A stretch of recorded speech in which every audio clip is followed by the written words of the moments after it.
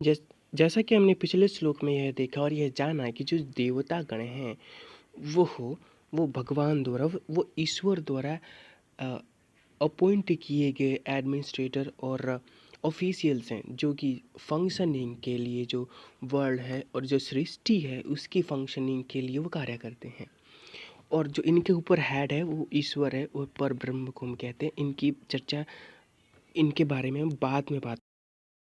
नमस्कार मित्रों, आइए आज हम चर्चा करेंगे श्लोक संख्या 12 की। इससे पूर्व हमने देखा श्लोक संख्या 11 में कि यज्ञ से क्या होता है और यज्ञ करने से कौन कौन प्रसन्न होता है। यज्ञ यज्ञ करने से सबको प्रसन्नता और सबको प्रसन्नता प्राप्त। आइए अब श्लोक संख्या हम 12 देख लेते हैं। इसमें कृष्ण जी अर्जुन को समझाते हुए कहते हैं कि इष्टान भोगान ही वो देवा दास्यन्ते यज्ञ भाविता दैतर्थतातन प्रदा प्रदायेभ्यो यो भु यो भुङ्क्ते तेन एव स।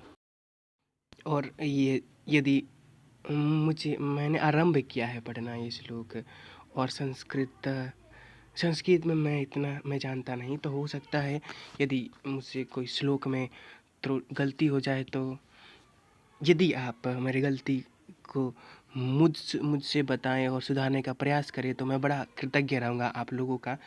अब आइए इस श्लोक का हम अर्थ जानने का प्रयास करते हैं। इस श्लोक का अर्थ कुछ इस प्रकार है कि जीवन की विभिन्न आवश्यकताओं की पूर्ति करने वाले विभिन्न देवता यज्ञ संपन्न होने पर प्रसन्न होकर तुम्हारे सारी आवश्यकताओं की पूर्ति करेंगे, किंतु जो इन उपहारों को देवताओं को अर्पित किए बिना भोगता है वह निश्चित रूप से चोर है।